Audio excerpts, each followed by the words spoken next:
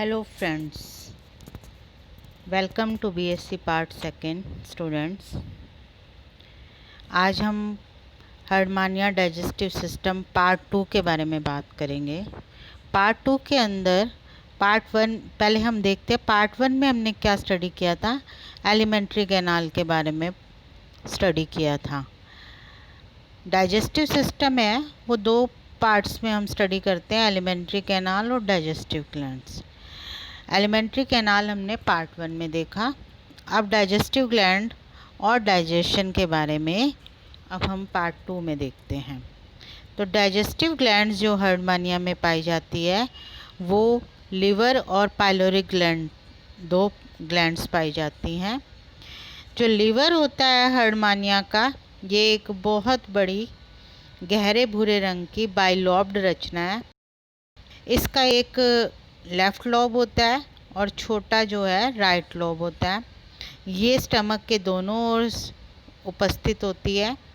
Liver जो है अनेक ट्यूब्यूल्स का बना होता है जो कनेक्टिव टिश्यू से बने मध्यांश या मैट्रिक्स में फंसा रहता है। इसमें बहुत ज़्यादा ब्लड की सप्लाई रहती है, तो ब्लड साइनसेस देखने को मिलते हैं। लिवर में उपस्थित समस्त नलिकाएं अमाशय में खुलती हैं। लीवर से जो एंजाइम्स निकलते हैं उनका नाम है एमाइलेज, प्रोटीएज और लाइपेज एंजाइम्स। तो ये है अब लीवर की, देख रहे हैं हम लीवर में कौन कौन सी ग्रंथियां हैं। लीवर में ये के हेपेटिक लोब्स हैं, ब्लड साइनसेस हैं, कनेक्टिव टिश्यू में नज़र आ रहा है, ये सीकल एपिथेलियम की बनी हुई है। नेक्स्ट है पाइलोरिक ग्लैंड। ये आमाशय की आंत की दीवार में ब्रांच ट्यूब्यूल्स की बनी हुई एक जाल बनाती है जिसे पाइलोरिक ग्लैंड कहते हैं। ये जो नलिकाएं होती हैं एक संयुक्त नलिका द्वारा आंत की क्लोजेस्ट ट्यूब्यूल के मध्य भाग में खुलती है। ग्लैंड होती है वो वर्टिब्रेट जंतुओं के पैंक्रियाज के इक्विवेलेंट मानी गई है।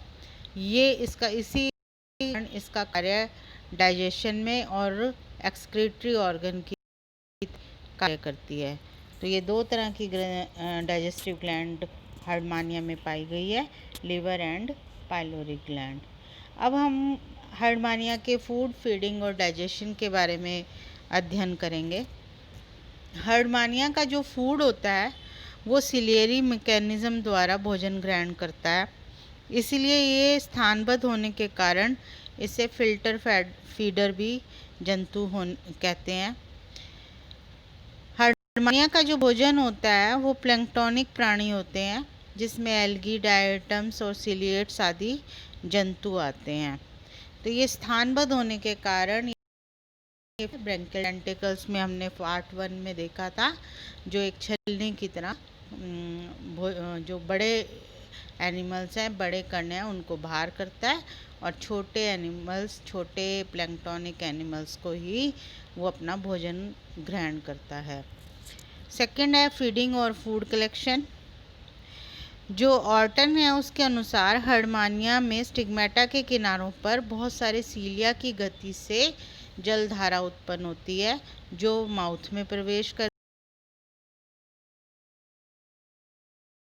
भोजन कण जो है वो शरीर में चले जाते हैं। माउथ से ये होकर के जलधारा फेरिंग्स में पहुंचती है और फिर स्टिग्मेटा से होती हुई ये एट्रियम गुहा में प्रवेश करती है और एट्रियल अपर्चर के द्वारा शरीर से बाहर निकाल दी जाती है।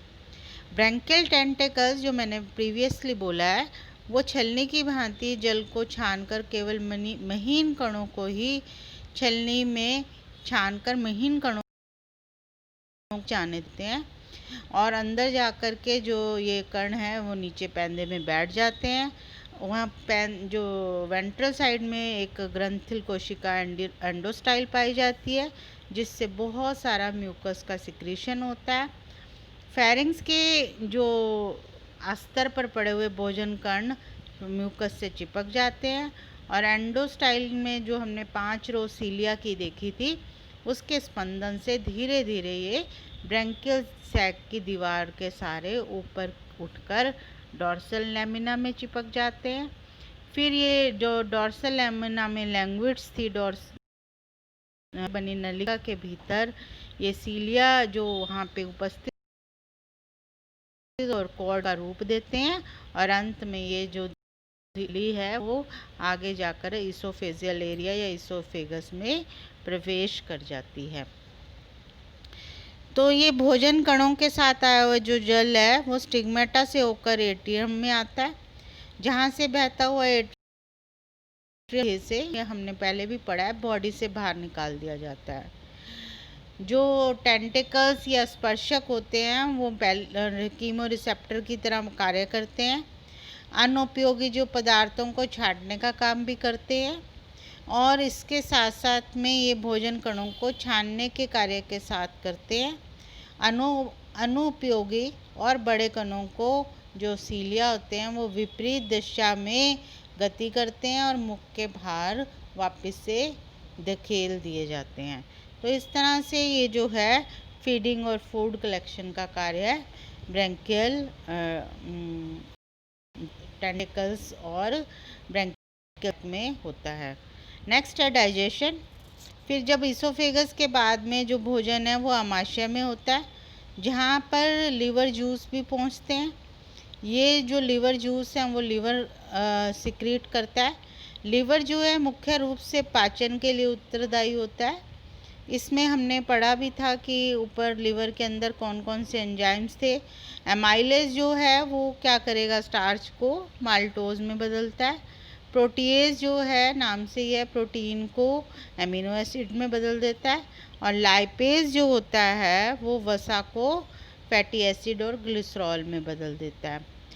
पाइलोरिक ग्रंथि से स्रवित पदार्थ भी पाचन में सहायक होते हैं, जो कि एक उसका बिहेवियर कैसा था, पैंक्रियाज की तरह कार्य करती थी। पचित भोजन का अवशोषण जो होता है वो आंत की इंटेस्टाइन, स्टमक से आगे इंटेस्टाइन एरिया है वहाँ पे होता है। और अपचित भोजन जो है वो मलाशय के द्वारा शरीर से बाहर को हम क्या बोलते हैं, एनस के द्वारा बाहर निकाल दिया जाता है। तो इस तरह से जो अपचित भोजन जो है वो देह में यकायक होने वाले संकुचन से एट्रियल पोर द्वारा लगभग से 12 सेंटीमीटर की दूरी तक धकेल दिया जाता है।